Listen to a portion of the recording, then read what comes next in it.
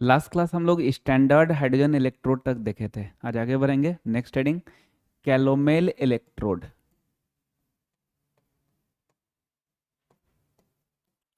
कैलोमेल electrode मतलब सिर्फ इतना दिमाग में रखना ना कि मरकरी को बोलते हैं। किसको बोलते हैं? मरकरी को। तो मरकरी को मर्क्यूरस क्लोराइड सॉल्यूशन में रख देंगे तो वही उसी को कैलोमेल इलेक्ट्रोड बोलते हैं। तो it consist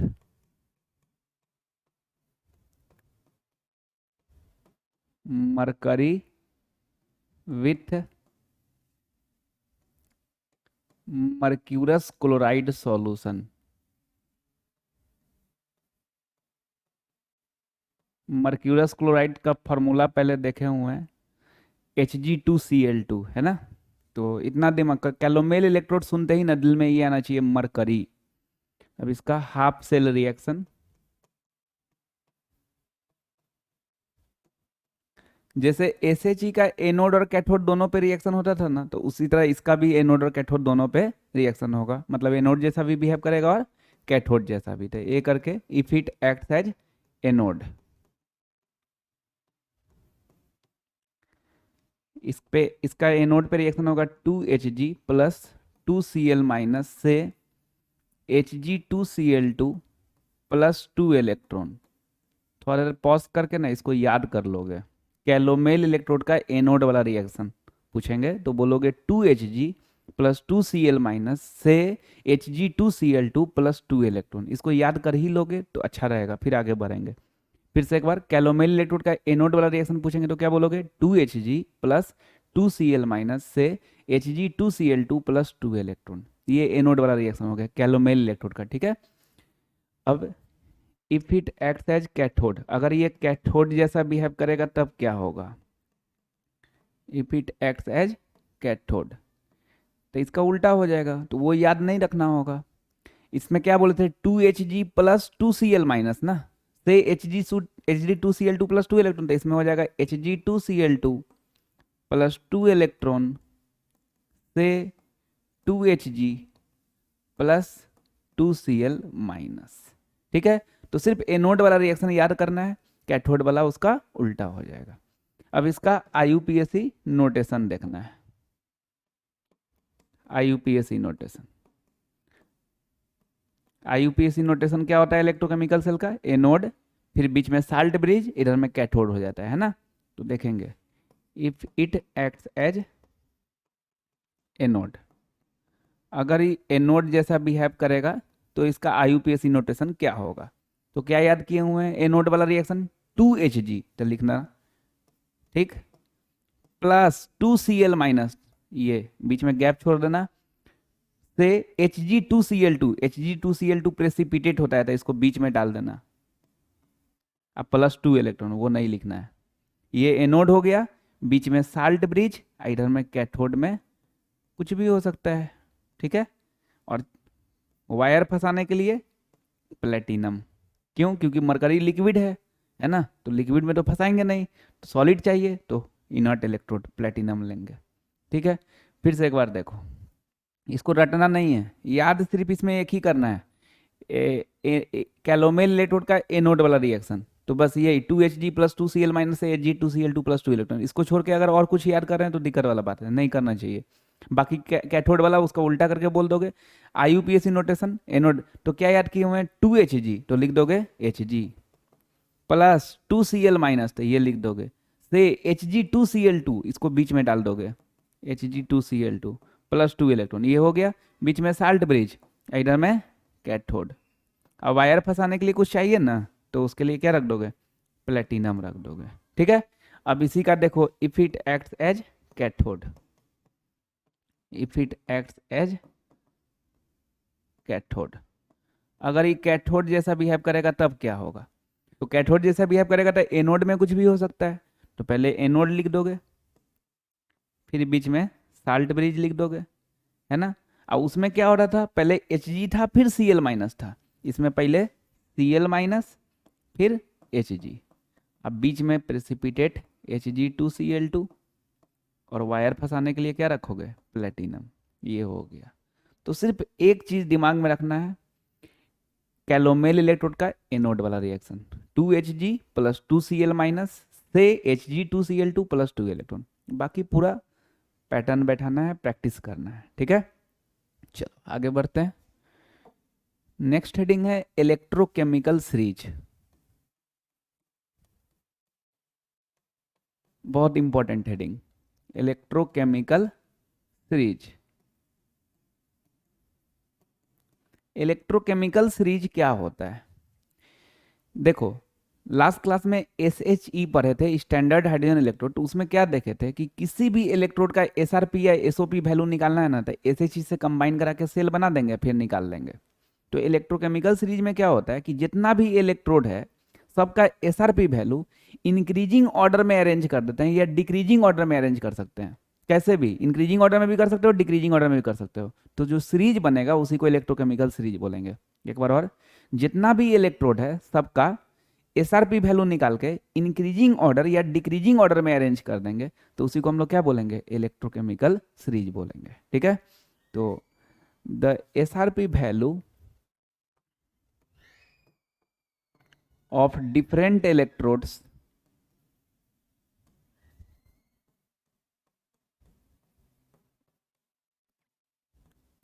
are arranged in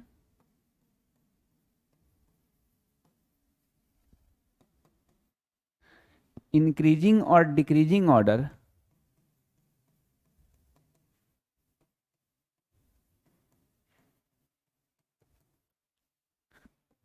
is called electrochemical series, है ना।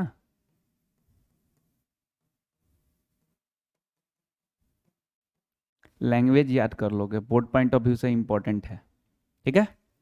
अब देखो, इसमें इलेक्ट्रोकेमिकल सीरीज में इधर में रहता है हाफ सेल रिएक्शन और इधर में SRP वैल्यू। SRP का फुल फॉर्म क्या होता है? Standard reduction potential. क्या होता है? Standard reduction potential. तो हाफ सेल रिएक्शन में सबसे ऊपर में हम लोग जो सीरीज रख रहे हैं एलिमेंट हाफ सेल रिएक्शन, वो लिथियम रख रहे हैं। तो Li प्लस प्लस इलेक्ट्रॉन से Li, चूंकि इसका SRP वैल्यू लिखना है उसीलिए रिडक्शन वाला रिएक्शन लिखे हैं, है ना। तो लिथियम का SRP वैल्यू होता है -3.05 वोल्ट, है ना। फिर बीच में बहुत सारा एलिमेंट होगा, SHE होगा 2H प्लस प्लस 2 इलेक्ट्रॉन से H2। SHE का एनोड वाला रिएक्शन याद किए हुए हो, H2 से 2H प्लस प्लस 2 इलेक्ट्रॉन, तो कैथोड वाला हो जाएगा 2H प्लस प्लस 2 इलेक्ट्रॉन से H2। कैथोड वाला ही क्यों? क्योंकि कैथोड पे रिडक्शन होता है और SRP वैल्यू लिखना है ना, तो रिडक्शन वाला रिएक्शन अच्छा रहेगा। तो इसका SRP value 0 volt.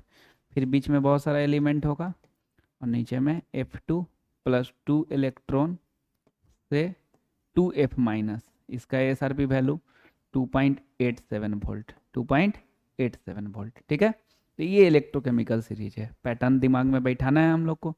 Electrochemical series में सबसे ऊपर लिथियम, फिर बीच में हाइड्रोजन और सबसे नीचे फ्लोरीन।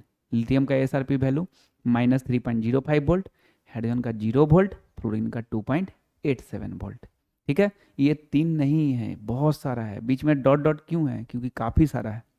इससे ऊपर कोई नहीं आएगा, इससे नीचे कोई नहीं जाएगा, हाँ, लेकिन बीच में बहुत सारा है। तो ये इलेक्ट्रोकेमिकल सीरीज हो गया। और ध्यान रखना, अभी जो हम लोग इलेक्ट्रोकेमिकल सीरीज बनाए है वो इंक्रीजिंग ऑर्डर में बनाए हैं, क्योंकि -3.05 वोल्ट है।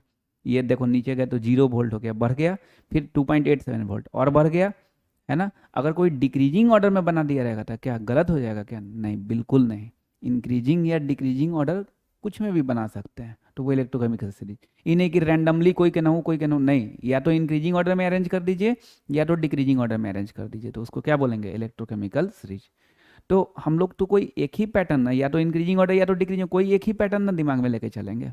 तो क्योंकि कंसेप्ट बहुत होता है, मजाक तो है नहीं कि कभी इंक्रीजिंग ऑर्डर में बकने लगे कभी डिक्रीजिंग ऑर्डर में बकने लगे, तो फिर पूरा कंसेप्ट इधर उधर हो जाएगा। तो हम लोग जो दिमाग में बैठाएंगे पूरा कंसेप्ट इसी पैटर्न पे देखेंगे, इसलिए इसी को खूब खूब अच्छे से दिमाग में बैठा लेंगे कि ऊपर में लिथियम होता है, बीच में हाइड्रोजन होता है और सबसे नीचे फ्लोरीन होता है। रिएक्शन मत याद करना, सीधे लिथियम हाइड्रोजन फ्लोरीन। लिथियम का SRP वैल्यू -3.05 वोल्ट, हाइड्रोजन का 0 वोल्ट, फ्लोरीन का 2.87 वोल्ट। बोलेंगे इलेक्ट्रोकेमिकल सीरीज में सबसे ऊपर क्या होता है? तो बोलोगे लिथियम, बीच में हाइड्रोजन, सबसे नीचे फ्लोरीन। सबका एसआरपी वैल्यू याद रखोगे, ठीक है। ये जब एसआरपी वैल्यू बोल रहे हो ना तो एक चीज़ एहसास कर रहे हो कि लिथियम का -3.05 है ना, मतलब ऊपर में कम वाला, फिर ज़्यादा वाला, फिर ऐसे ये उससे भी ज़्यादा वाला, इस तरह से एहसास कर रहे हो, ठीक है ना। तो अच्छे से दिमाग में रखोगे। अब बात है कि इसका एसआरपी वैल्यू कम -3.05 वोल्ट है ना, तो एसआरपी वैल्यू कम, कम ज़्यादा कंपेयर करके बोलते हैं ना, तो ये सबसे कंपेयर करके बोलना है कि एसआरपी वैल्यू कम। तो एसआरपी वैल्यू कम मतलब स्टैंडर्ड रिडक्शन पोटेंशियल कम, है ना। तो रिडक्शन कम, और रिडक्शन कम तो ऑक्सीडेशन ज़्यादा, दोनों एक दूसरे का अपोजिट होता है ना।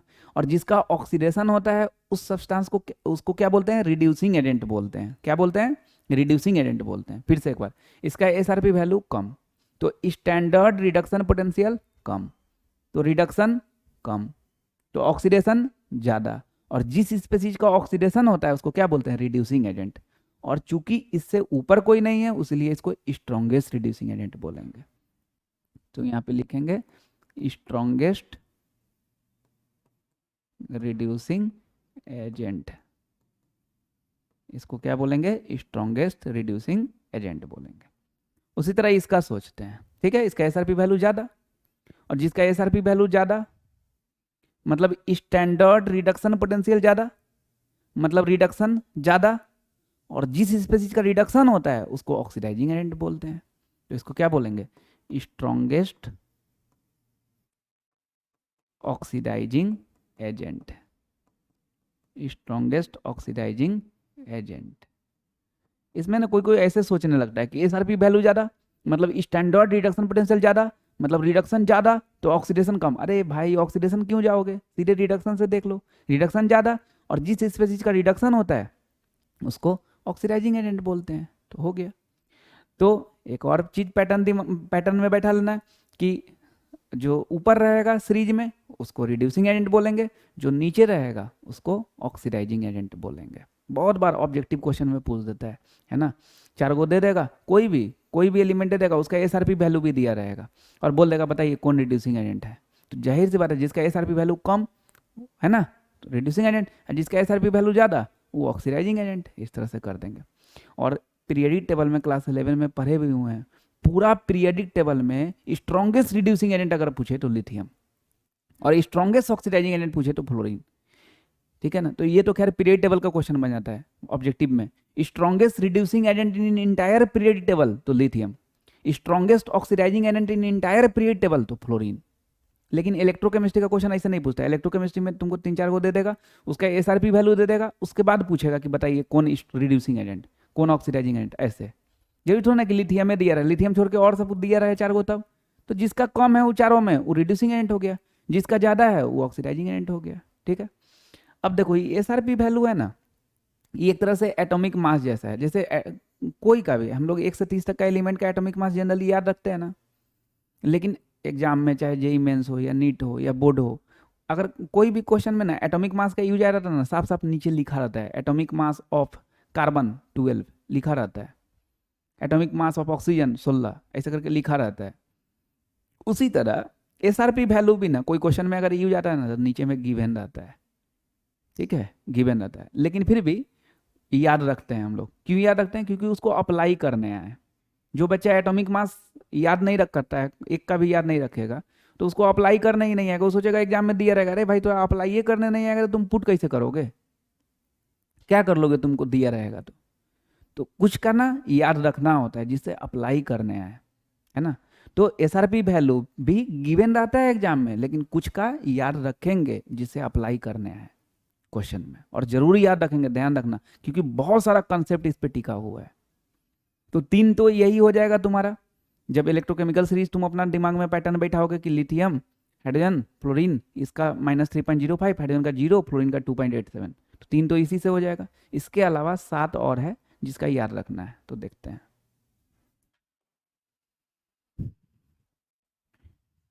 E0 Ca2+ से Ca, ये ऐसे लिखा हुआ है E0 Ca2+ से Ca, इस तरह से लिखना, ठीक है ना। इसको क्या पढ़ते हैं, तो नॉट को स्टैंडर्ड ना, आई रिडक्शन, ई को potential, the standard reduction potential of calcium electrode. अरे SRP value of calcium electrode पहले पढ़ना सिखाए हुए हैं। तो तुमसे कोई पूछेगा कैल्शियम इलेक्ट्रोड का एसआरपी वैल्यू कितना, तो -2.87 वोल्ट। मैग्नीशियम का एसआरपी वैल्यू कितना, मैग्नीशियम का, ये बीच में जो ऐसे खींच रहे हैं इसको क्या बोलते हैं, फेज डिफरेंस बोलते हैं ना, है ना। मैग्नीशियम का एसआरपी वैल्यू कितना, -2.36 वोल्ट। अल्युमिनियम का एसआरपी वैल्यू, अल्युमिनियम का एसआरपी वैल्यू -1.66 वोल्ट। जिंक का एसआरपी वैल्यू -0.76 वोल्ट। आयरन का एसआरपी वैल्यू Fe2+ से Fe है, -0.44 वोल्ट। ध्यान रखना आयरन वाले में कभी कभी Fe3+ से आ जाता है तो उसका -0.77 वोल्ट रहता है, वो याद नहीं रखना है, याद यही रखना है। लेकिन अगर -0.77 रहे तो ये नहीं कि जा सर गलती लिखवा दिए कि नहीं, वहाँ पे Fe3+ रहेगा, ठीक है ना। ये Fe2+ से Fe है तो -0.44 वोल्ट। कॉपर का एसआरपी वैल्यू 0.34 वोल्ट और सिल्वर का एसआरपी वैल्यू 0.80 वोल्ट। तो इतना का एसआरपी वैल्यू याद रखेंगे। इसको एक बॉक्स में कर लेते हैं, ठीक है, बॉक्स में कर लेना इसको। तो टोटल 10 हो गया, 3 उधर हो जाएगा, 7 ये।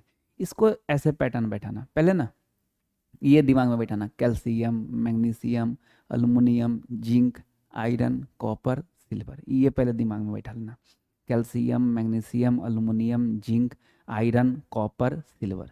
उसके बाद उसका एसआरपी वैल्यू, कैल्शियम का -2.87, मैग्नीशियम का -2.36, अल्युमिनियम का -1.66, आयरन का कैल्शियम, मैग्नीशियम, अल्युमिनियम, उसका जिंक, जिंक का -0.76, आयरन का -0.44, कॉपर का 0.34 और सिल्वर का 0.80 वोल्ट। ये दिमाग में बैठा लेना इस तरह से। और जरूर एकदम पॉज करके अभी सोच लो, सबको थोड़ा टाइम लगेगा, 5-10 मिनट, क्या दिक्कत है, लेकिन इसके बिना फिर ये सब कंसेप्ट समझ में नहीं आएगा, नीचे आगे जो पढ़ाएंगे। तो अच्छे से दिमाग में इसको बैठा लेना है, ठीक है ना। बहुत इंपॉर्टेंट है, बहुत ज़्यादा इंपॉर्टेंट है, फिर अप्लाई करना नहीं आएगा ना तो पूरा कंसेप्ट बेकार हो जाएगा, तो याद रखना, ठीक है। चलो नेक्स्ट हेडिंग डालते हैं, फीचर्स ऑफ इलेक्ट्रोकेमिकल सीरीज। अभी हम लोग इलेक्ट्रोकेमिकल सीरीज देखे ना, अब इसका फीचर्स देख लेते हैं। तो फीचर्स ऑफ इलेक्ट्रोकेमिकल सीरीज, इसका फीचर्स क्या है। तो फीचर्स में पहला नंबर तो तुम्हारा यही हो जाएगा कि जिसका एसआरपी वैल्यू कम उसको रिड्यूसिंग एजेंट बोलते हैं, और जिसका एसआरपी वैल्यू ज़्यादा उसको ऑक्सीडाइजिंग एजेंट बोलते हैं। इससे ऑब्जेक्टिव क्वेश्चन बन जाएगा ना कि 4 को दिया हुआ है, अगर एसआरपी वैल्यू सबका दिया हुआ है तो जिसका कम रहेगा उसको रिड्यूसिंग एजेंट, जिसका ज़्यादा रहेगा वो ऑक्सीडाइजिंग एजेंट। ये तो देख लेते हैं, the element with minimum SRP value act as reducing agent. Language नहीं रटना है, समझ के रखना है कायदे से। कंसेप्ट से क्वेश्चन पूछता है, ये नहीं बोलेगा right the features of electrochemical series, इसका कंसेप्ट से खूब क्वेश्चन पूछता है। एक लाइन छोड़ के दूसरा number, the element with maximum SRP value act as oxidising agent. जिसका एसआरपी वैल्यू ज़्यादा होगा वो जाहिर सी बात है नीचे रहेगा, तो उसको क्या बोलेंगे, ऑक्सीडाइजिंग एजेंट बोलेंगे, ठीक है। चलो एक लाइन छोड़ के तीसरा नंबर, तीसरा नंबर फीचर्स में क्या है, देखो जो सीरीज में ऊपर रहेगा उसका एसआरपी वैल्यू कम। एसआरपी वैल्यू कम मतलब स्टैंडर्ड रिडक्शन पोटेंशियल, अरे इसका फुल फॉर्म है ना, स्टैंडर्ड रिडक्शन पोटेंशियल कम, मतलब रिडक्शन कम तो ऑक्सीडेशन ज़्यादा। और तुम जानते हो जब ऑक्सीडाइज करने का टेंडेंसी ज़्यादा होता है तो वो इलेक्ट्रोकेमिकल सेल में एनोड जैसा बिहेव करता है। तो जिसका एसआरपी वैल्यू कम वो एनोड जैसा बिहेव करेगा। तो जो सीरीज में ऊपर होगा वो एनोड जैसा बिहेव करेगा। समझ में आया? तो लिख लेंगे anode higher up in the series,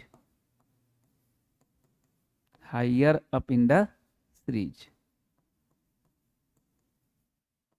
उसी तरह कैथोड कहाँ रहेगा बताओ? Lower in the series, lower in the series. ध्यान रखना, हम लोग जो इलेक्ट्रोकेमिकल सीरीज बनाए हैं उसके लिए बात कर रहे हैं। अगर उस इलेक्ट्रोकेमिकल सीरीज को उल्टा किए फिर पूरा कंसेप्ट उल्टा हो जाएगा। ठीक है ना? तो जो सीरीज में ऊपर रहेगा उसको एनोड और जो नीचे रहेगा उसको कैथोड। अच्छा, एनोड के बारे में तो बता दिए, कैथोड कैसे नीचे वाला होगा? तो देखो नीचे में कौन आता है जिसका एसआरपी वैल्यू ज़्यादा, मतलब स्टैंडर्ड रिडक्शन पोटेंशियल ज़्यादा, मतलब रिडक्शन ज़्यादा। और जब रिड्यूस करने का टेंडेंसी ज़्यादा हो तो कैथोड जैसा बिहेव करता है ना। तो इस कंसेप्ट से सीरीज में जो ऊपर रहेगा उसको एनोड बोलेंगे, जो नीचे में रहेगा उसको क्या बोलेंगे? कैथोड बोलेंगे। ऊपर में कौन रहेगा? जिसका एसआरपी वैल्यू कम रहेगा। नीचे में कौन रहेगा? जिसका एसआरपी वैल्यू ज़्यादा रहेगा। इस पैटर्न पे इतना शानदार कंसेप्ट है ना। देखो स्टार्टिंग में फर्स्ट लेक्चर में देखे थे कि जब मेटल रॉड को उसका साल्ट सॉल्यूशन में डालते हैं ना तो 3 केस बनता है। पहला, ऑक्सीडाइज करने का टेंडेंसी ज़्यादा, दूसरा रिड्यूस करने का टेंडेंसी ज़्यादा, तीसरा ऑक्सीडाइज और रिड्यूस करने का टेंडेंसी बराबर। और लिखे थे एग्जाम्पल कि जब ऑक्सीडाइज करने का टेंडेंसी ज़्यादा रहेगा ना तो उसका example zinc rod is placed in ZnSO4 solution. जब रिड्यूस करने का टेंडेंसी ज़्यादा रहेगा ना तो उसका example copper rod is placed in CuSO4 solution. तो फिर मन में आएगा कि सब जब ऑक्सीडाइज करने का टेंडेंसी ज़्यादा होगा तो zinc rod is placed in ZnSO4 solution ही क्यों? Copper rod is placed in CuSO4 solution क्यों नहीं? है ना? तो कितना शानदार है, यहां से इसका आंसर मिल जाएगा कि जिंक और कॉपर का अगर इलेक्ट्रोकेमिकल सेल बनेगा तो हमेशा जिंक एनोडिक कंपार्टमेंट में रहेगा और कॉपर कैथोडिक कंपार्टमेंट में रहेगा। क्यों? जिंक का एसआरपी वैल्यू देखो कितना है, -0.76, और कॉपर का एसआरपी वैल्यू कितना है, 0.34। तो -0.76 कम है तो ऊपर रहेगा और कॉपर कहाँ रहेगा? नीचे। ऊपर वाला को एनोड बोलेंगे, नीचे वाले को कैथोड बोलेंगे। तो कभी भी जिंक और कॉपर में अगर सेल बनाना है तो पक्का जिंक एनोडिक कंपार्टमेंट में रखना होगा, कॉपर को कैथोडिक कंपार्टमेंट में रखना होगा। अगर तुम ऐसा कर दिए कि जिंक को कैथोडिक कंपार्टमेंट में, कॉपर को एनोडिक कंपार्टमेंट में, तो वो सेल काम नहीं करेगा। है ना? तो कितना शानदार चीज है कि ऑक्सीडाइज करने का टेंडेंसी ज्यादा, तो उसका example zinc rod is placed in ZnSO4 solution ही क्यों? Copper rod is placed in CuSO4 solution क्यों नहीं? तो उसका आंसर इससे पता चल रहा है। अरे जिंक का एसआरपी वैल्यू कम है तो ये ऊपर रहेगा तो वो एनोड जैसा बिहेव करेगा। कॉपर का ज्यादा है एसआरपी वैल्यू, नीचे रहेगा, कैथोड जैसा बिहेव करेगा। इसलिए कभी भी जिंक और कॉपर में अगर सेल बनेगा तो जिंक एनोड, कॉपर कैथोड। ये अगर फिर कोई दूसरा दो जोड़ा हो, मैग्नीशियम सिल्वर रहे तो मैग्नीशियम का कम है तो ऊपर एनोड, सिल्वर नीचे, तो है ना ज्यादा है तो नीचे कैथोड। तो मैग्नीशियम एनोड में रहेगा, सिल्वर कैथोड में रहेगा। इस तरह से पहचानते हैं कौन एनोड में कौन कैथोड में, ये उसका एसआरपी वैल्यू पे डिपेंड करता है। जो सीरीज में ऊपर हो वो एनोड, जो नीचे हो वो कैथोड। तो 3 फीचर्स हो गया। पहला फीचर्स, जो सीरीज में ऊपर हो उसको रिड्यूसिंग एजेंट बोलते हैं, जो नीचे हो उसको ऑक्सीडाइजिंग एजेंट बोलते हैं। दूसरा नंबर हो गया। तीसरा नंबर, जो सीरीज में ऊपर हो उसको एनोड बोलते हैं, सीरीज में जो नीचे हो उसको कैथोड बोलते हैं। नेक्स्ट,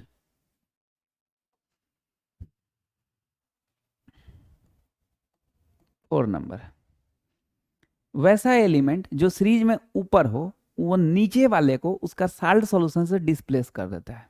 एक बार और दिमाग में रखना, ये नहीं सुनते जाए बस वो देख रहे हैं खाली, दिमाग में भी करते जाएंगे।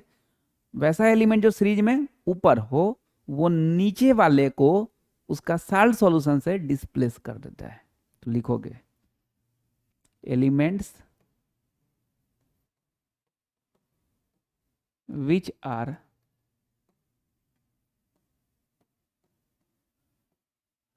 higher up in the series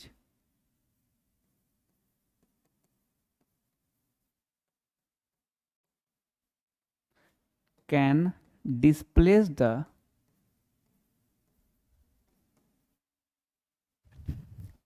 elements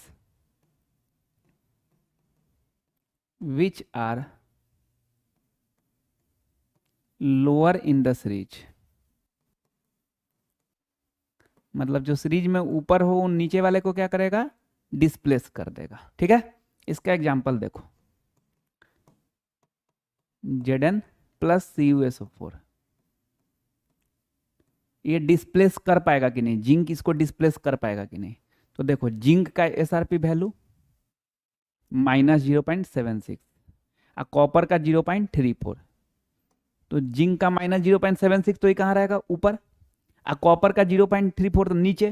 तो क्या करेगा, ऊपर वाला नीचे वाले को डिस्प्लेस कर देता है ना, तो जिंक इसको क्या करेगा, डिस्प्लेस कर देगा, हटा देगा।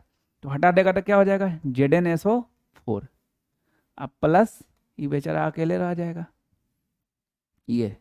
तो यही चीज तो पर है, ऊपर वाला नीचे वाले को उसके साल्ट सॉल्यूशन से डिस्प्लेस कर देता है। ऊपर में कौन आता है, जिसका SRP वैल्यू कम, नीचे में कौन आता है, जिसका SRP वैल्यू ज्यादा।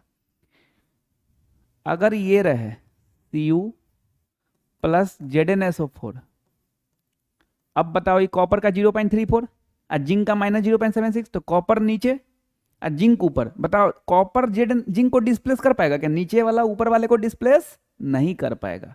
तो यहां पे क्या हो जाएगा, नो रिएक्शन हो जाएगा। ठीक है भाई, तो कितना फीचर्स पर लिए, 4।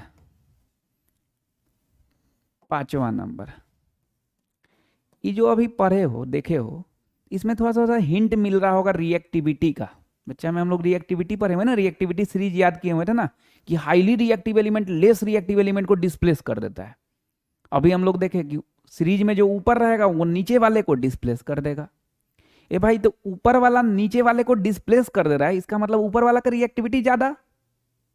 इससे कुछ समझ रहे हो, कि जिसका SRP वैल्यू कम उसका रिएक्टिविटी ज्यादा। तो अगर कभी रिएक्टिविटी और SRP में रिलेशन पूछे तो बोलना reactivity inversely proportional to SRP value. Reactivity inversely proportional to SRP value, इससे भी पूछ देता है। 3-4 को कर दे देगा SRP वैल्यू और बोल देगा कि अरेंज करिए रिएक्टिविटी सीरीज में, तो SRP वैल्यू के हिसाब से आराम से अरेंज कर देंगे। जिसका SRP वैल्यू कम उसका रिएक्टिविटी ज्यादा, है ना, क्योंकि जिसका SRP वैल्यू कम ऊपर रहेगा, रिएक्टिविटी ज्यादा, तब ना ऊपर वाला नीचे वाले को डिस्प्लेस कर दे रहा है। ठीक है भाई, तो पूछेंगे रिएक्टिविटी और SRP वैल्यू में कैसा रिलेशन, तो इनवर्सली प्रोपोर्शनल। बहुत बार रिड्यूसिंग पावर भी पूछता है कि रिड्यूसिंग पावर और SRP में कैसा रिलेशन। तो देखो ऊपर वाला को रिड्यूसिंग एजेंट बोलते हैं ना, तो SRP वैल्यू कम तो रिड्यूसिंग एजेंट, मतलब रिड्यूसिंग पावर भी ज्यादा। तो रिड्यूसिंग SRP वैल्यू कम, रिड्यूसिंग पावर ज्यादा, तो रिड्यूसिंग पावर भी क्या हो जाएगा, SRP वैल्यू का इनवर्सली प्रोपोर्शनल हो जाएगा। तो रिड्यूसिंग पावर, ये 5वां नंबर में ही है ना, reducing power inversely proportional to SRP value, reducing power inversely proportional to SRP value. बहुत सारा क्वेश्चन पूछे हुए, NCERT में भी पूछे हुए है ना। SRP 4-5 वो एलिमेंट दे दिया है, और मजे का बात है कि वो 4-5 एलिमेंट अपना सीरीज में है। इलेक्ट्रोकेमिकल SRP वैल्यू याद करेंगे ना तो सबका याद रहेगा SRP वैल्यू। तो जिसका SRP वैल्यू ज़्यादा उसका रिड्यूसिंग पावर कम, तो SRP वैल्यू के हिसाब से उसको अरेंज करते चले जाएंगे, रिड्यूसिंग पावर में अरेंज करना होगा। तो बहुत बार ऑक्सीडाइजिंग पावर पूछ देता है, तो उतना तो लिखवाने का जरूरी नहीं है। रिड्यूसिंग पावर इनवर्सली प्रोपोर्शनल है, मतलब ऑक्सीडाइजिंग पावर क्या हो जाएगा, डायरेक्टली प्रोपोर्शनल हो जाएगा। ठीक है, नेक्स्ट देखोगे 6 नंबर। 6 नंबर, तो ध्यान से सुनना। वैसा मेटल जो SHE से ऊपर हो, SHE मतलब स्टैंडर्ड हाइड्रोजन इलेक्ट्रोड, है ना, बीच में SHE रहता है ना, ऊपर में लिथियम, बीच में हाइड्रोजन, सबसे नीचे फ्लोरीन। हाँ, तो वैसा मेटल जो SHE से ऊपर हो, इसको अगर डाइल्यूट एसिड से रिएक्शन करेंगे तो हाइड्रोजन गैस प्रोड्यूस करेगा। डाइल्यूट एसिड मतलब HCl। फिर से एक बार, ऐसा कि दिमाग में आ जाए, ऐसा नहीं कि सुन के निकाल दें। चलो, वैसा मेटल जो SHE से ऊपर हो उसको अगर डाइल्यूट एसिड से रिएक्शन करेंगे तो हाइड्रोजन गैस प्रोड्यूस करेगा। ठीक है, metals present above SHE will give hydrogen gas on reaction with dilute acid, ठीक है, जो एसएच से ऊपर हो उसको अगर डाइल्यूट एसिड से रिएक्शन करेंगे तो क्या प्रोड्यूस करेगा? हाइड्रोजन गैस प्रोड्यूस करेगा। जैसे कैल्शियम, कैल्शियम को अगर HCl से रिएक्शन करा दिए, डाइल्यूट एसिड मतलब दिमाग में रखना जनरली HCl, ठीक है ना, तो ये हाइड्रोजन गैस प्रोड्यूस करेगा कि नहीं? इसका बहुत बार ऑब्जेक्टिव क्वेश्चन में ऐसा पूछता है, which will give hydrogen gas on reaction with dilute acid. तो ध्यान में रखना जो एसएच से ऊपर हो, मतलब जिसका एसआरपी वैल्यू निगेटिव हो, एसएच का 0 होता है ना, जिसका एसआरपी वैल्यू निगेटिव होगा ना वो सब हाइड्रोजन गैस प्रोड्यूस करेगा, है ना। एसआरपी वैल्यू दिया रहेगा उसके हिसाब से कर दो। तो कैल्शियम, कैल्शियम का एसआरपी देखो -2.87 वोल्ट, है ना, तो निगेटिव है ना, इसका मतलब हाइड्रोजन गैस प्रोड्यूस करेगा। तो हाइड्रोजन गैस प्रोड्यूस करेगा तो इसका रिएक्शन क्या हो जाएगा? पहले Ca को Cl के जोड़े मिलाएंगे तो CaCl2 प्लस H2। अच्छा, CaCl2 कैसे बना लिया? तो Ca के ऊपर चार्ज क्या होता है? +2, और Cl के ऊपर चार्ज क्या होता है? -1, है ना। Ca के ऊपर +2 कैसे? कैल्शियम का एटॉमिक नंबर 20, तो पहले 2 फिर 8 10 हो गया, फिर 8 18, लास्ट में 2 हो गया। लास्ट में 2 हो गया मतलब ऑक्टेट पूरा आने के लिए 2 दे देना अच्छा रहेगा, तो इसीलिए +2, है ना। क्लोरीन के ऊपर चार्ज -1 कैसे? क्लोरीन का एटॉमिक नंबर 17, पहले 2 फिर 8 10 हो गया, के एलिमेंट में इलेक्ट्रॉनिक कन्फर्मेशन कर रहे हैं, 2 फिर 8 10 हो गया, फिर 7, तो लास्ट में 7 है, एक ले लेंगे तो ऑक्टेट पूरा हो जाएगा, इसीलिए -1। ये ऐसा करेंगे कि -1 खत्म हो जाए, इधर में प्लस खत्म हो जाए, -1 नहीं माइनस खत्म हो जाए, इधर में प्लस खत्म हो जाए, तो Ca1 Cl2, इसीलिए CaCl2। और ये चूंकि SHE से ऊपर है इसीलिए हाइड्रोजन गैस प्रोड्यूस करेगा, तो H2। वो बैलेंस का भी मामला है, ये नहीं सोचना कि अरे यार इधर में ये कोई चीज में अरे तो 2 कर दोगे तो ये बैलेंस हो जाएगा ना, लेकिन मेन काम पे फोकस करो नहीं यार, वो तो बैलेंस कर ही लोगे, है ना। अगर यहाँ पे लिख दे Mg प्लस HCl, एकदम सेम यही पैटर्न पे, मैग्नीशियम का -2.36 वोल्ट होता है, मतलब SHE से ऊपर, मतलब हाइड्रोजन गैस प्रोड्यूस करेगा, तो क्या हो जाएगा? MgCl2 प्लस H2, है ना। अगर यहाँ पे लिख दें Cu प्लस HCl, इसका प्रोडक्ट लिखो, पॉज करके प्रोडक्ट लिखो फिर देखना। अब बहुत सारा इमोशनल बच्चा क्या करता है, इसका भी लिख देता है CuCl2 प्लस H2। अरे भाई सोचो तो कि SHE से ऊपर है कि नहीं। कॉपर का एसआरपी वैल्यू कितना होता है? 0.34, तो ये तो नीचे ना है SHE से, तो ये हाइड्रोजन गैस प्रोड्यूस नहीं करेगा, ये हाइड्रोजन गैस प्रोड्यूस नहीं करेगा। अगर हाइड्रोजन गैस प्रोड्यूस करने का बात है तो यहाँ पे क्या लिखेंगे? नो रिएक्शन, रिएक्शन नहीं होगा। आया समझ में? तो जो SHE से ऊपर रहे ना उसको अगर डाइल्यूट एसिड से रिएक्शन करेंगे तो हाइड्रोजन गैस प्रोड्यूस करेगा। चलिए नेक्स्ट देखते हैं, 7 नंबर, फॉर स्पॉन्टेनियस रिएक्शन या फिजिबिलिटी।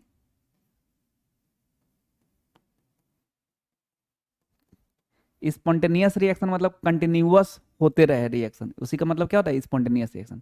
अब फिजिबिलिटी मतलब रिएक्शन हो, reaction can takes place, reaction अगर होगा तो बोलते हैं फिजिबल, अगर नहीं होता है ना तो क्या बोलते हैं? Not feasible. फिर से एक बार, अगर रिएक्शन हो तो फिजिबल, रिएक्शन ना हो तो नॉट फिजिबल, ठीक है। तो स्पॉन्टेनियस रिएक्शन या फिजिबिलिटी का कंडीशन क्या है? तो ये याद रखोगे, ई सेल और ई नॉट सेल पॉजिटिव होना चाहिए, डेल्टा जी या डेल्टा जी नॉट निगेटिव होना चाहिए, याद रखना। स्पॉन्टेनियस रिएक्शन या फिजिबिलिटी का कंडीशन क्या है? तो क्या बोलोगे? ई सेल और ई नॉट सेल पॉजिटिव होना चाहिए, डेल्टा जी या डेल्टा जी नॉट निगेटिव होना चाहिए, ठीक है। ई नॉट सेल तुम जानते हो, स्टैंडर्ड सेल पोटेंशियल, इसका फॉर्मूला याद की हो ना, SRP of cathode minus SRP of anode. Delta G not class 11 में थर्मोडायनेमिक्स में पढ़े हुए हैं, standard gives free energy, useful work करने में जो एनर्जी लगता है उसी को डेल्टा जी नॉट बोलते हैं, स्टैंडर्ड गिव्स फ्री एनर्जी बोलते हैं, जब बोलेंगे स्पॉन्टेनियस रिएक्शन या फिजिबिलिटी का कंडीशन बता दो, तो बोलोगे ई सेल या ई नॉट सेल पॉजिटिव होना चाहिए, डेल्टा जी या डेल्टा जी नॉट निगेटिव होना चाहिए। तो ये पूरा फीचर्स हो गया इलेक्ट्रोकेमिकल सीरीज का। तो एक बार साथों देख लेते हैं।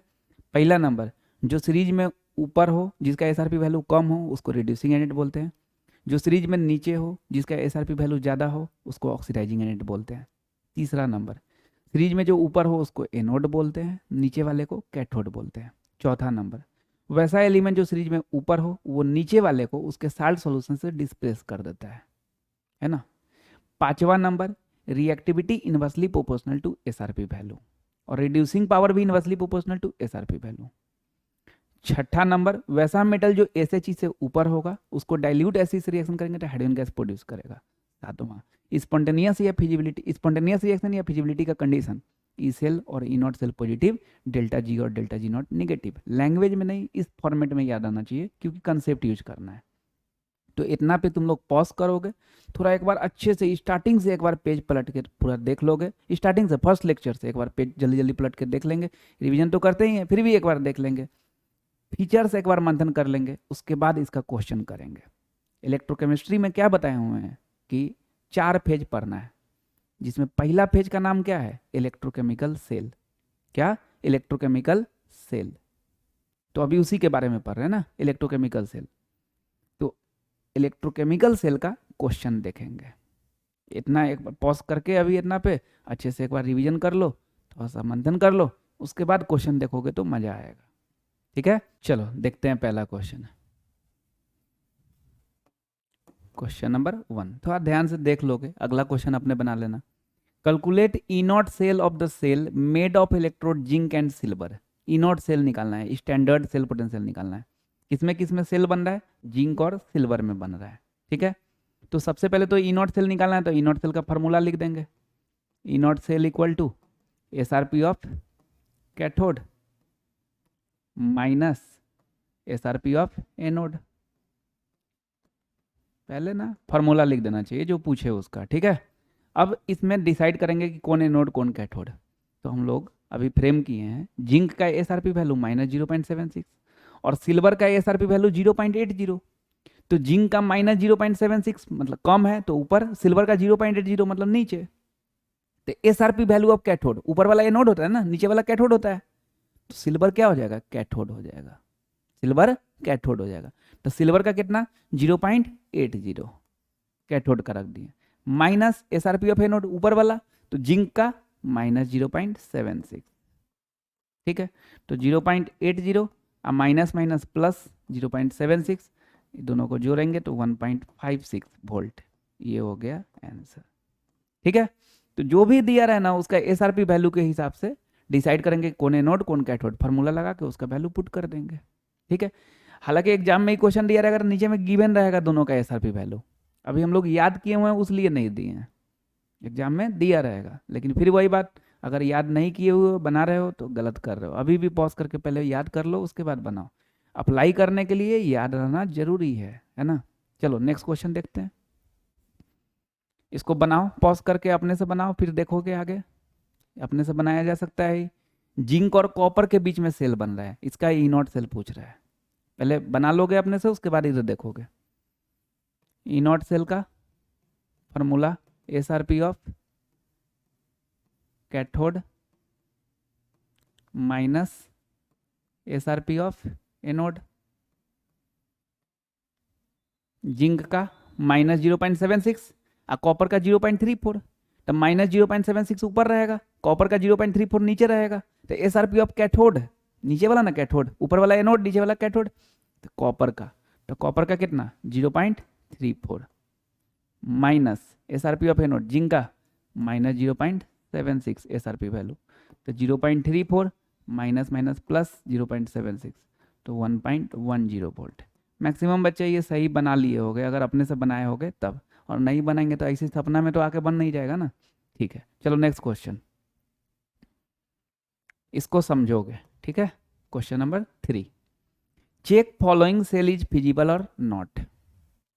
अच्छा, क्वेश्चन बाद में भी रफ कॉपी में फिर प्रैक्टिस किया जाता है, ये नहीं कि एक बार देख लिया हाँ हो गया अब दूसरा क्वेश्चन नहीं, इसको फिर बार बार बनाएंगे ना तब दिमाग में सेट हो जाएगा। बाद में फिर प्रैक्टिस करना चाहिए, है ना। तो check following cell is feasible और नॉट, मतलब ई वाला सेल के बारे में पूछ रहा है कि फिजिबल है कि नहीं। ये IUPAC नोटेशन है ना सेल का, इसको एनोड बोलते हैं, बीच में साल्ट ब्रिज है, ये कथी है, कैथोड है। तो इसके बारे में चेक करना है कि फिजिबल है कि नहीं। फिजिबल मतलब क्या, रिएक्शन होगा कि नहीं, है ना। सेल बन गया, रिएक्शन नहीं होगा, तो फिर गड़बड़, क्या फायदा सेल बनाने का। तो बोल रहा है कि फिजिबल है कि नहीं। तो फिजिबिलिटी का कंडीशन अभी क्या बताएं, ई सेल और E naught cell positive, delta G या डेल्टा जी नॉट निगेटिव। इतना जो बोल रहे हैं इसमें पहचान का चीज एगो मिला है, ई नॉट सेल। तो क्यों नहीं ई नॉट सेल निकाल ले। अगर ई नॉट सेल पॉजिटिव आ गया तो बोल देंगे फिजिबल है, अगर पॉजिटिव नहीं आया, निगेटिव आ गया, तो बोलेंगे नॉट फिजिबल है। तो ई नॉट सेल निकाल लेते हैं। तो पहले ई नॉट सेल का formula, SRP of cathode minus SRP of anode, ठीक है। अच्छा, जब ऐसा करके सेल दिया रहा है तो इसका SRP वैल्यू के हिसाब से एनोड कैथोड नहीं पहचानना है, क्योंकि इसमें तो पूरा क्लियर कट बता रहा है ना, ये एनोड, ये साल्ट ब्रिज आई का थी कैथोड। तो ये नहीं कि देखो अभी कुछ तुमको नहीं बोले हुआ था ना, बना के नहीं ना दिए हुआ था, सीधे बोला था कि जिंक और कॉपर में सेल है, जिंक और कॉपर में सेल है, तो उसका ई नॉट सेल बताइए। तो वैल्यू के हिसाब से देखे। लेकिन जब इस टाइप से दे दे और चेक करने के लिए बोले तो वैल्यू के हिसाब से नहीं देखेंगे, इसके हिसाब से देखेंगे। ध्यान रखना भाई, सीधे बोल दे कि दोनों में जिंक और कॉपर में सेल बन रहा है, जिंक और सिल्वर में सेल बन रहा है, ई नॉट सेल निकालो, तो वैल्यू के हिसाब से जो ऊपर में रहेगा वो एनोड, नीचे में जो रहेगा वो कैथोड। लेकिन ये जब सेल बना के दे दे तो फिर इसके हिसाब से एनोड कैथोड देखोगे। तो SRP ऑफ कैथोड, कैथोड इधर ये है, तो कॉपर का कितना 0.34 minus SRP of anode, anode इस साइड को बोलते हैं ना, तो सिल्वर का 0.80। अब बताओ इसमें से जब घटाएंगे तो निगेटिव ना आएगा।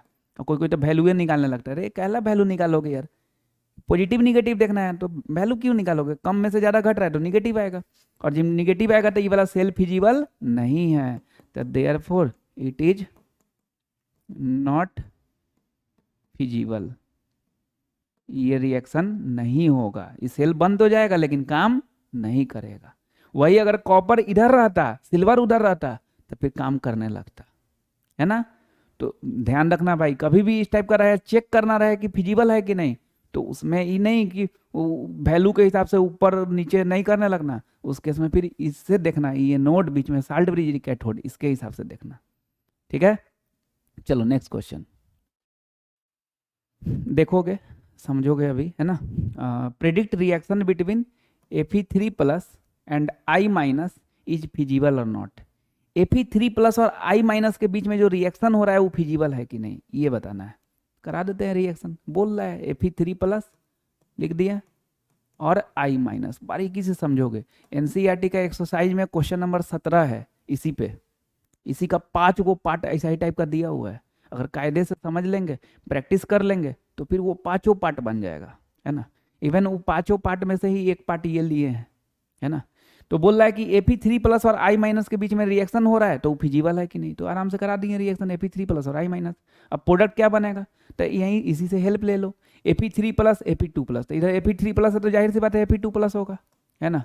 इधर में I2 I माइनस, तो इधर I माइनस है तो इधर क्या हो जाएगा I2 हो जाएगा। कोई बोल रहा है रिएक्शन लिखना ना बड़ी टेढ़ा काम है, ए यार कहाँ टेढ़ा काम है यार, यहाँ बोल रहा था कि Fe3 प्लस और I माइनस में जो रिएक्शन हो रहा है वो फिजिबल है कि नहीं, तुम करा दो रिएक्शन Fe3 प्लस और I माइनस में।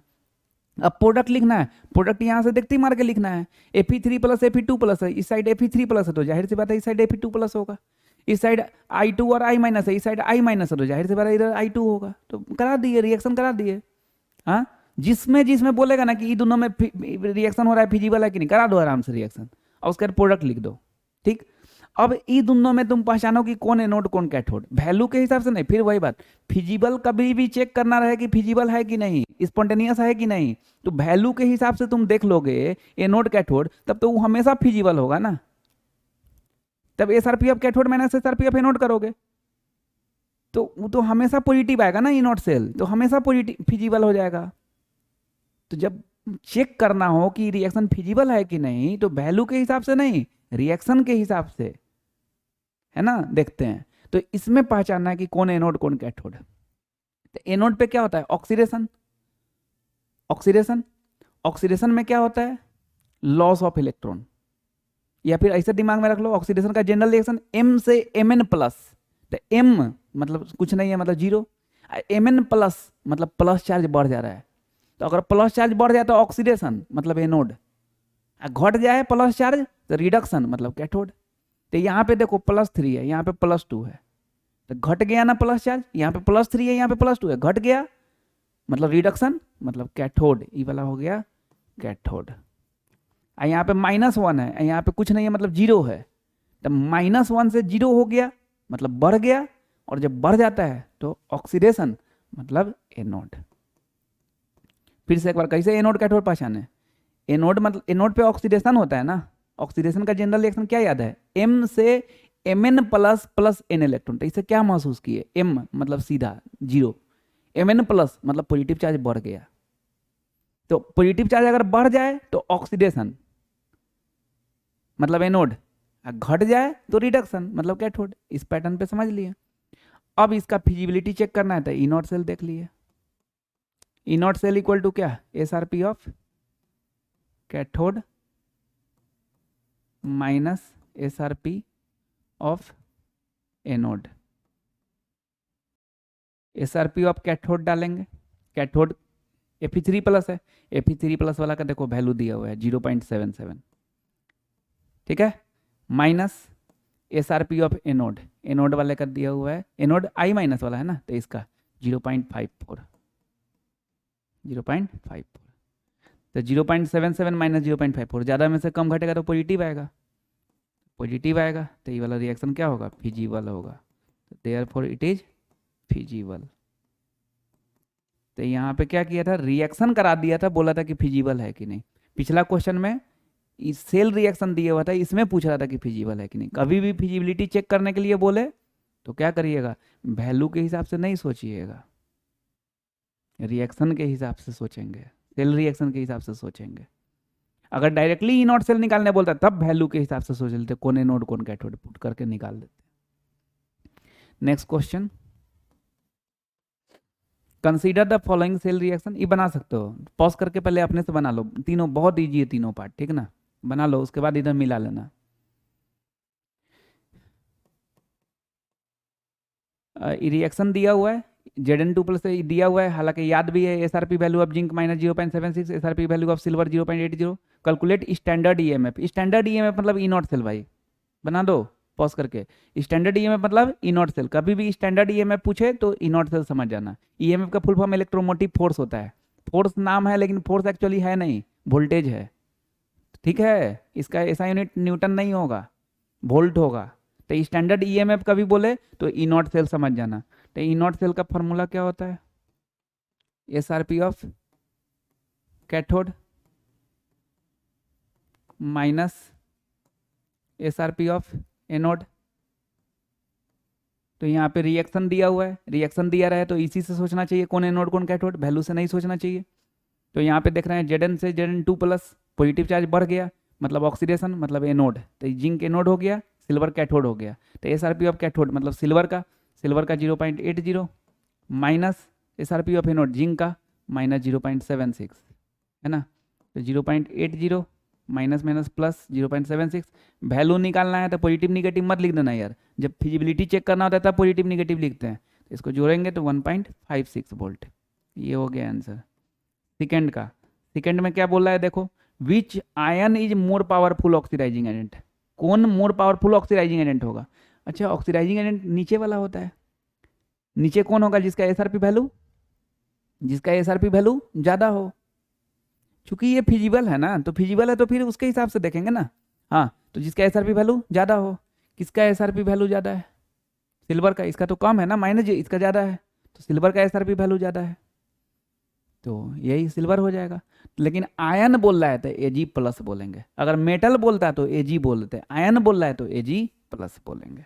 तो सेकेंड पार्ट का आंसर क्या हो जाएगा, Ag प्लस। थर्ड पार्ट देख लो, which metal is more powerful reducing agent, किसको मोर पावरफुल रिड्यूसिंग, ऊपर वाले को ना, ऊपर में कौन है जिसका SRP वैल्यू कम, तो जिंक का SRP वैल्यू कम है, तो ऊपर में मेटल बोल रहा है तो जिंक Zn। अगर आयन बोलता है तो क्या बोल देते हैं, Zn2 प्लस बोल देते हैं, ठीक है। Next question, construct a cell देख लोगे है ना, अपने से नहीं बनाओगे, देख लोगे, बाद में फिर प्रैक्टिस कर लेना। Construct a cell by using given electrode at 298 kelvin and also calculate its standard EMF. Cell बनाना है, कोई कोई निकालता है पेंसिल आधार के एकदम पूरा anodic compartment, cathodic compartment, salt bridge, ऐसे ना बनाना भाई। कभी भी सेल बनाने बोले तो आईयूपीएसी नोटेशन, एनोड बीच में साल्ट ब्रिज उधर में कैथोड। तो इसमें पहचानना है, यही दोनों दिया हुआ है, जिंक और सिल्वर दिया हुआ है ना, तो कौन एनोड कौन कैथोड है ना। देखो यहाँ रिएक्शन नहीं, वो तो तुमको लिखना है सेल रिएक्शन है ना। तो इसका एसआरपी वैल्यू कम है -0.76, इसका ज़्यादा है 0.80, तो एनोड आई कैथोड है ना। तो सेल बनाना है मतलब आईयूपीएसी नोटेशन, आईयूपीएसी नोटेशन में पहले क्या होता है एनोड, तो पहले एनोड लिखेंगे, तो एनोड Zn से Zn2+। अब लोग सर ई क्या कर दिए, Zn से Zn2+ क्यों, यहाँ तो Zn2+ से Zn लिखा हुआ है। अरे यार वो तो standard reduction potential SRP value लिखे हुआ है, उसलिए ना Zn2+ से Zn लिखा हुआ है। तुम जब एनोड लिख रहे हो तो एनोड पे ऑक्सीडेशन वाला रिएक्शन लिखोगे ना, इधर रिडक्शन वाला है Zn2+ से Zn, ऑक्सीडेशन वाला क्या हो जाएगा Zn से Zn2+। तो ये एनोड हो गया, बीच में साल्ट ब्रिज, और इधर कैथोड, कैथोड में क्या हो जाएगा Ag+ से Ag। कैथोड पे रिडक्शन होता है ना, तो रिडक्शन वाला रिएक्शन है करे, वैसे ही उतार दिए, तो ये बन गया, सेल बन गया है ना। सेकेंड पार्ट में स्टैंडर्ड ईएमएफ, स्टैंडर्ड ईएमएफ मतलब ई नॉट सेल ना, ई नॉट सेल का formula SRP of cathode minus SRP of anode, SRP of cathode, cathode यहाँ सिल्वर है तो सिल्वर का कितना 0.80, minus SRP of anode zinc है -0.76, तीसरा बार अभी बन रहा है ना 0.80 प्लस 0.76, 1.56 वोल्ट। इतना ही क्वेश्चन में 3 बार इसका वैल्यू निकाल दिए सेम है ना।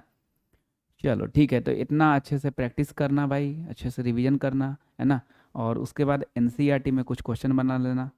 जो लोग इसका कॉपी बना के लिखते हो फेयर कॉपी में, वो इसी के नीचे है ना, जहाँ तक ही पहुँचा है उसी के नीचे एनसीईआरटी इन टेक्स्ट में 1 2 3 और एक्सरसाइज में 1 2 3 4 17, क्वेश्चन नंबर 17। तो अच्छे से रिवीजन रहना चाहिए, थोड़ा सा क्वेश्चन प्रैक्टिस रहना चाहिए जो अभी करवाए हैं है ना, और उसके बाद जब ये क्वेश्चन बनाएंगे तो अच्छा रहेगा, समझ में आएगा। ठीक है, अच्छे से पढ़ना, नेक्स्ट क्लास में आगे बढ़ेंगे।